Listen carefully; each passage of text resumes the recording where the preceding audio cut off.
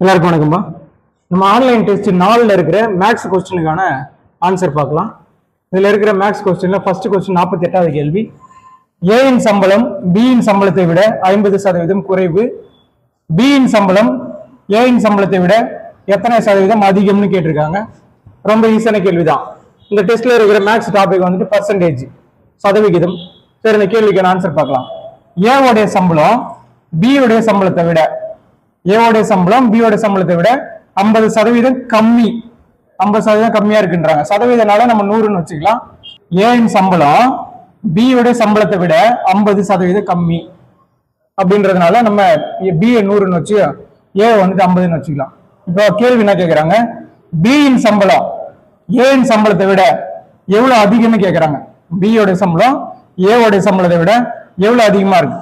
இந்த சதவீதன்றதெல்லாம் எடுத்துட்டு நீங்க சாதாரணமா ரூபான்னு கூட போட்டுங்களா புரியறதுக்காக. இவர் 100 ரூபாய், இவர் 50 ரூபாய் அப்படின்னா ரூபாய் அடிப்படையில சொல்லுங்க. இவரை விட இவர் எவ்வளவு ரூபாய் அதிகமா இருக்காரு? 50 ரூபாய் அதிகமா இருக்காரு. இவர் 50 ரூபாய் தான் 100%. 50 ரூபாய்ன்றதா இவருக்கு 100%. 50 ரூபாய் எக்ஸ்ட்ரா இருக்காருல்ல, அப்ப எத்தனை சதவீதம் அதிகமா இருப்பாரு? 100% அதிகமா இருப்பாரு. ரொம்ப ஈஸியான கேள்வி, ஆனா புரியாது. பார்க்கும்போது ரொம்ப லைட்டா கொஞ்சம் கன்ஃபியூஸ் ஆகிற மாதிரி, சின்ன கேள்வியாக தான் கன்ஃபியூஸ் ஆகிற மாதிரி இருக்கும். புரிஞ்சுக்கிட்டீங்கன்னா ரொம்ப ஈஸியாவே போட்டுடலாம். அடுத்த கேள்வி பார்க்கலாம். அடுத்த வினாயன் 51 பார்க்கலாம். ஒரு எண்ணின் 64% என்பது 2592 எனில் அந்த எண்ணின் 88% எவ்வளவு கேட்கிறாங்க. ஏதோ ஒரு எண் இருக்கு, அந்த எண்ணெல்லாம் நம்மளுக்கு தெரியல. அந்த எண்ணுடைய 64% 2592 அப்படின்னா அந்த எண்ணில் 88%. நம்ம ஏற்கனவே போட்டிருக்கோம் பாக்ஸ் மெத்தட்னு சொல்லிட்டு, அந்த அடிப்படையில் போட்டாலே ஆன்சர் வந்துடும். 88% எவ்வளவுன்னு கேட்கறாங்க. சரி, அந்த எண்ணை கண்டுபிடிக்கலாம். நம்ம அந்த எண்ணை கண்டுபிடிக்கணும்னா 100% போட்டா கண்டுபிடிச்சிடலாம். நம்மளுக்கு அந்த எண்ணு தேவை, அந்த எண்ணில் இருக்கிற 88% மட்டும் கண்டுபிடிச்சா போதும். சரி, நம்ம ஏற்கனவே பாக்ஸ் மெத்தட்ல பார்த்துருக்கோம். சரி, நம்ம பாக்ஸ் மெத்தட்ல மேல கீழே அடிக்கலாம், மேல அடிக்கலாம், சைட்ல மட்டும் பெருகணும், குறுக்குல பெருகணும். செக் பண்ணி பார்க்கலாம். 64 2வது பட்டியல் அடிப்போம். 2வது பட்டியல் அடிச்சா என்ன வருதுங்க? 3 2 32 44, அடுத்து 16, அடுத்து 22, அடுத்து 8 11. சரி, இப்ப இது 2வது பட்டியல் அடிக்கலாம். 4 1 2 9 9 2 18, அடுத்து மீதி 1 இருக்கு 12, 6 2 12. அடுத்து திரும்ப 2வது பட்டியல், இல்லை டைரக்டா 4வது பட்டியல் கூட அடிக்கலாம். 1 நாள் 4, 3 நாள் 12, 2 நாள் 8, 5 4 நாள் 16, 324 11 வருது. செக் பண்ணலாம். அப்படியே 324 போட்டுங்க, 324 போட்டுங்க. போட்ட ஆன்சர் வந்துட்டு 4 6 5 3 3564. ஆன்சர் 3564 வருது. சரி, ஆப்ஷன் சி. அடுத்து வினாயன் 54. 5% தள்ளுபடி அளிக்கப்பட்ட பின் ஒரு பொருளின் விலை ரூபாய் 9595 எனில் அப்பொருளின் குறித்த விலை என்னன்னு கேட்கறாங்க. அதோட அடக்க விலைன்னு கூட வச்சுக்கலாம். எவ்வளவுன்னு கேட்கறாங்க. ஆப்ஷன் வந்து கொடுத்துருக்காங்க. சரி, ஓகே, ஆன்சர் பார்க்கலாம். அந்த பொருளோட விலை கண்டிப்பா இங்க இருக்கிற 4 ஆப்ஷன்ல ஏதோ ஒரு ஆப்ஷனா தான் இருக்கணும். நம்ம போலீஸுக்கு படிக்கிறவங்களுக்கு மேக்ஸ் பெருசா மனப்பாடம் பண்றது வராது, இல்ல மேக்ஸே வராது, அது மாதிரி நிறைய ப்ராப்ளம் இருக்கும். அதனால மேக்ஸ் பார்த்தாலும் ஒன்றும் பயப்படுதல். நம்மளுக்கு போலீஸுக்கு மேக்ஸை கேட்கறது இல்லைல்ல, இப்பதானே ஃபர்ஸ்ட் வந்து ஃபார்முலா கேட்க ஆரம்பிச்சிருக்காங்க. இங்க இருக்குல்ல ஆப்ஷன்ல, அந்த ஆப்ஷன்ல ஏதோ ஒண்ணுதான் வந்து ஆன்சரா வரப்போகுது. அது மாதிரி நீங்க ஒரு ஆப்ஷனா எடுத்து செக் பண்ணுங்க. இதுக்கான ஆன்சர் வந்துட்டு 10100. சரி, நீங்க வச்சு போட்டீங்கன்னா ஒண்ணு போட்டுடலாம். நான் டைம் ஆகுன்றதுனால டைரக்டா ஆன்சரை வச்சு போடுறேன். இந்த 10100ல 5% தள்ளுபடி கொடுக்குறாங்களே, 10%னா எவ்வளவுன்னு பாருங்க. நம்மளுக்கு தெரியும், கடைசியில இருந்து ஒரு ஸ்தானம் தள்ளி முன்னாடி புள்ளி வச்சா 10%. இதுல 10%ன்றது 1010. 5% எவ்வளவு இருந்திருக்குங்க? அப்போ 5%ன்றது 505. இந்த 505 ரூபாவை ஒட்டு மொத்தமா இருக்கிற 10100ல கழிச்சாக்கா ஆன்சர் வந்துட்டு அவங்க சொல்ற மாதிரி 9595 வந்திருக்கும். இந்த ஒரு ஆப்ஷனுக்கு மட்டும்தான் பொருந்தும். ஆப்ஷன்ல இருந்து எடுத்து வச்சு போட்டுடலாம். நீங்க எதுவும் ஃபார்முலா அப்ளை பண்ணி கஷ்டப்பட்டு அவங்க இப்படி போடணும் அப்படி போடணும்லாம் சொல்லி நம்மளாம் பயமுறுத்துவாங்க. அதெல்லாம் எதுவும் பண்ண வேணாம். ஆப்ஷன்ல இருக்கும். கேட்கிற கேள்விக்கான பதில் ஆப்ஷன்ல தான் இருக்கு போது. நீ ஆப்ஷன் எடுத்து வச்சு போடுங்க. சார், இதெல்லாம் டைம் ஆகுமே, என்னால போட முடியாது, மற்ற இதெல்லாம் நேரம் எடுக்குமேனா ஒன்றும் பிரச்சனை இல்லை. தமிழ் எலிஜிபிலிட்டி டெஸ்ட் இருக்குல்ல போலீஸுக்கு, டிஎன்பிஎஸ்லாம் அப்படி இல்லை. ஒரு 200 கேள்வி கேட்கறாங்கன்னா 180 நிமிஷத்துல பதில் அளிக்கணும். அங்க நம்மளுக்கு அப்படி கிடையாது. தமிழ் எலிஜிபிள் டெஸ்டோட சேர்த்து 150 நிமிஷம் இருக்கு. நம்ம எழுத போறது 70 கேள்வி. அதுதான் முக்கியமான வேலையை தீர்மானிக்க போறது. தமிழ் எலிஜிபிள் டெஸ்ட்ல இருக்கிற உங்களுடைய நேரம் மிச்சம் பண்ணி ஒரு 40 கேள்வி மட்டும் பதிலா ஆன்சர் பண்ணிட்டு மீதி இருக்கிற நேரத்தை வந்து நீங்க யூஸ் பண்ணுங்க. நீங்க பாருங்க, 2வது ஆப்ஷன்ல ஆன்சர் இருக்கு. சில டைம் 1ல கூட இருக்கலாம், சில டைம் 4ல கூட இருக்கலாம். அதுக்காக எல்லா கேள்வியும் 4ல இருக்காது இல்ல. இப்ப 2ல இருக்கும்போது ஈஸியா நம்ம போட்டுடலாம். நீங்க இது மாதிரி ஆப்ஷன் அப்ளை பண்ணி போட்டீங்கன்னா உங்களுக்கு 100% அங்கேயே ஆன்சர் இதுதான் தெரிஞ்சுக்கும். அது இல்லாம நீங்க மேக்ஸ் போடுறன்ட்டு ஒரு வீடியோ அங்க அந்த சேனல்ல பார்த்து இந்த சேனல்ல பார்த்து ஏதோ பார்த்து மனப்பாடம் பண்ணின்னு போயிட்டு அங்க போயிட்டு எல்லாமே மறந்து போய் தப்பா போட்டு வர்றதுக்கு இங்க இதுதான் இந்த கேள்விக்கு ஆன்சர் இங்கதான் இருக்கு. இங்க இருந்து ஒன்னொன்னா எடுத்து வச்சு போட்டா ஆன்சர் வந்துடும், கன்ஃபார்மா வந்துடும். போட்டுட்டு அங்கேயே ஒரு திருப்தியா வெளியில வரலாம். சரிங்களா? ஆப்ஷன் இருந்து போடுங்க. எந்த ஃபார்முலா அது இதெல்லாம் எதுவும் மனப்பாடம் பண்ணி கிடக்காதீங்க. அடுத்த கேள்வியில பார்க்கலாம். ஒரு உலோக கலவையில் 20% காப்பர், 30% துத்தநாகம், மீதி நிக்கல் உள்ளது. 30 கிலோகிராம் உள்ள இந்த உலோக கலவையில் நிக்கலின் அளவு யாதுன்னு கேட்கிறாங்க. ஈஸியான கேள்விதான். சரி, செக் பண்ணி பார்க்கலாம்.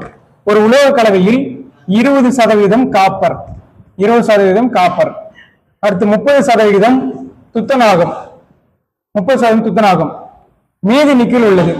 மீதி நிக்கல் உள்ளதுன்னு சொல்றாங்க. ஆனா அது எத்தனை பர்சன்டேஜ் கொடுக்கல இல்ல, அவ்வளவுதான் இருக்கு. ஒட்டுமொத்தமா இந்த 3 தான் சேர்ந்து இருக்கு அந்த உலோக கலவையில. இது 20%, இது 30%. நிக்கல் மீதி எவ்வளவு சதவீதம் இருந்திருக்குங்க? மீதி 50% இருந்திருக்கும். இதெல்லாம் சேர்ந்தாதான் நம்மளுக்கு சதவீத அடிப்படையில பார்க்கும்போது 100%. சரி, ஒட்டுமொத்தமா இந்த கலவை வந்துட்டு 30 kg இருக்குங்களா, 30 கிலோ இருக்கு. 30 கிலோ இருக்கிற இந்த கலவையில நிக்கலோட அளவு மட்டும் எவ்வளவு, வெயிட் மட்டும் எவ்வளவுன்னு கேட்கறாங்க.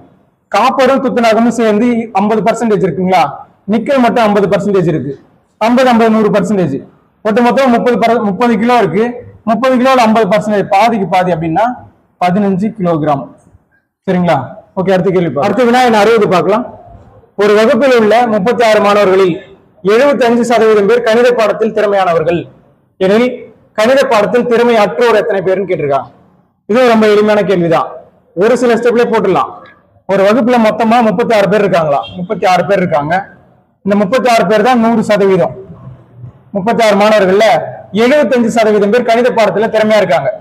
75% பேர் கணித பாடத்துல திறமையா இருக்காங்க அப்படின்னா கணித பாடத்துல திறமை இல்லாதவங்க எவ்வளவு பேர்னா 25% பேர்.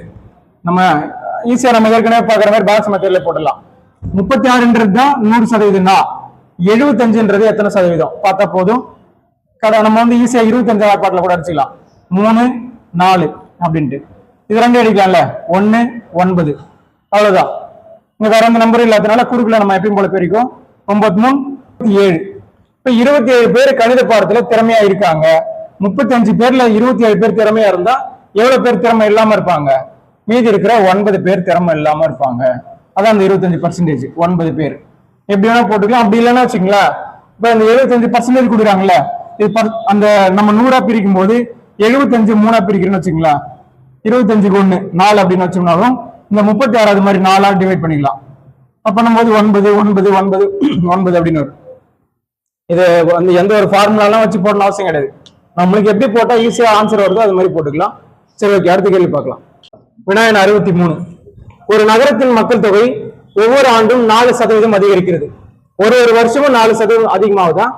தற்போது நகரத்தின் மக்கள் தொகை 50,000 எனில் 2 ஆண்டுகளுக்கு பின் நகரத்தின் மக்கள் தொகை என்னவாக இருக்கும் கேட்கிறாங்க. பர்சன்டேஜ்ல இது ஒரு எளிமையான கேள்விதான். ஒரு நகரத்துடைய மக்கள் தொகை ஒரு வருஷத்துக்கும் 4% இன்க்ரீஸ் ஆகுது. தற்போது அப்படின்னா இப்ப நீங்க சும்மா ஒரு எடுத்துக்காட்டுக்கு 2024 கூட வச்சுங்க, இல்ல 24 25 ஏதோ 24 2024 மக்கள் தொகை 50,000 இருக்கு. 50,000 இருக்கு அப்படின்னா 2 ஆண்டுகளுக்கு பின்பு 2025 2026 2 ஆண்டுகளுக்கு பின்பு அந்த நகரத்துடைய மக்கள் தொகை எவ்வளவு இருந்திருக்கும்னு கேக்குறாங்க. 4% தானே. சரி, செக் பண்ணலாம். 50,000ல 10% அப்படின்றது நமக்கு தெரியும். கடைசில இருந்து ஒரு தானம் தள்ளி புள்ளி வைக்கணும். 10% எவ்வளவு வருதுங்க? 5000. 1%ன்றது இன்னும் கூட ஒரு தானம் தள்ளி புள்ளி வச்சா 1% தெரியும். 1%ன்றது 500 அப்படின்னா 4% அதெல்லாம் 20 2000. 4%ன்றது 2000. சரி, ஓகே. இப்ப 50,000ன்றதுனா வந்துருக்கு 2000 வந்திருக்கும். அடுத்த வருஷம் 2026ல திரும்ப 52,000க்கு 4% கண்டுபிடிக்கிறோம். 52,000க்கு 10%ன்றது முன்ன பார்த்த மாதிரி கடைசில இருந்து ஒரு தானம் தள்ளி முன்னாடி புள்ளி வச்சா 5200ன்றது 10%. ஒரு பர்சன்டேஜ்ன்றது 520. 520 தான் ஒரு பர்சன்டேஜ்னா 4%. 4 போட்டு பெருக்கலாம். 0 4 2 8 4 5 20.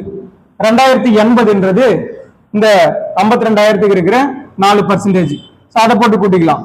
20 80 போட்டு கூட்டினா 0 8 0 4 5 54,080 அப்படின்றது ஆன்சர் ஆப்ஷன் டி. சரி, ஓகே, அடுத்த கேள்வி பார்க்கலாம். அடுத்த வினாயன் 66 பார்க்கலாம். ஒரு குறிப்பிட்ட நாளில் 35 மாணவர்கள் உள்ள ஒரு வகுப்பில் 7 மாணவர்கள் வருகை தரவில்லை எனில் வருகை தராத மாணவர்களின் சதவிகிதம் காண்க. ஒட்டுமொத்தமா ஒரு கிளாஸ்ல 35 பசங்க இருக்காங்க. அந்த 35 பசங்கள்ல 7 பசங்க ஒரு நாள்ல வரலைங்களா, வராத பசங்களோட பர்சன்டேஜ் தான் கேட்கிறாங்க. இந்த 35 பேர் தான் 100%. நம்ம எப்பயும் போல பாக்ஸ் மெத்தட்ல 35 பேர் தான் 100%. வராத பசங்க அந்த 7 பேர் எத்தனை பர்சன்டேஜ்னு கேட்கறாங்க, அவ்வளவுதான். செக் பண்ணலாம். 1 7 7 5 7 35 4 5 5 25 100. ஆன்சர் 20% ஒரே ஸ்டெப்ல. சரி, ஓகே, அடுத்த கேள்வி போலாம். இந்த ஆன்லைன் டெஸ்ட் 4ல இருக்கிற மேக்ஸ்ல கடைசி கேள்வி இதுதான். செக் பண்ணும். ஒரு கூடையில் உள்ள மொத்த மாம்பழங்களில் 25% அழுகியவை, 25% அழுகி போனது. அழுகிய மாம்பழங்களின் எண்ணிக்கை, அழுகிய மாம்பழங்களோட எண்ணிக்கை 1250 எனில் நல்ல மாம்பழங்களின் எண்ணிக்கை எவ்வளவுன்னு கேட்கிறாங்க. நல்ல மாம்பழங்களோட பர்சன்டேஜ் தெரியாது நம்மளுக்கு, அதனால கண்டுபிடிக்கலாம். எப்படி? அழுகிய மாம்பழங்களுடைய பர்சன்டேஜ் 25ன்னா நல்ல மாம்பழங்களுடைய பர்சன்டேஜ் 75%. அவ்வளவுதான், பாக்ஸ் மெத்தட் தான். 25% தான் 1250ன்னா 75% எவ்வளவு? சிம்பிளா போட்டலாம் பாக்ஸ் மெத்தட்ல. 1 3 போட்டு பெருக்க வேண்டியதான். 1250 பெருக்கல் 3 0 3 15 5 மீதி 1 ஒரு 3 3 3 6 1 7 அடுத்து ஒரு 3 3 3750 3750 அப்படின்றது ஆன்சர். ஓகே, இப்போ நம்ம ஆன்லைன் டெஸ்ட் 4ல இருக்கிற மேக்ஸ் கொஸ்டின், அதாவது பர்சன்டேஜ் கொஸ்டின் ஃபுல்லா பார்த்துருக்கோம். ரொம்ப ஈஸியான கேள்வி தான் எல்லாமே. ஒரு சில ஸ்டெப்ல வந்து ஆன்சர் போடுற மாதிரியான கேள்வி தான் இருக்கு. நம்ம கேள்வி எல்லாம் சிலருக்கு வந்து ஈஸியா இருக்கும், சிலருக்கு இதுவே கூட இப்பதான் ஃபர்ஸ்ட் டைம் பாக்குற மாதிரி இருக்கும். மேக்ஸ்ல நம்மளுக்கு போலீஸ்ல கேள்வி கேட்காதனால சிலர் கஷ்டமா இருந்தாலும் ஒன்றும் ஒரி பண்ண வேணாம். இது மாதிரி நம்ம சொன்ன ஈஸியான ட்ரிக் எல்லாம் வச்சு போடலாம். அப்படி இல்லை ரொம்ப உச்சபட்சமா ஆப்ஷன்ல இருந்து எடுத்தும் போட்டுக்கலாம்.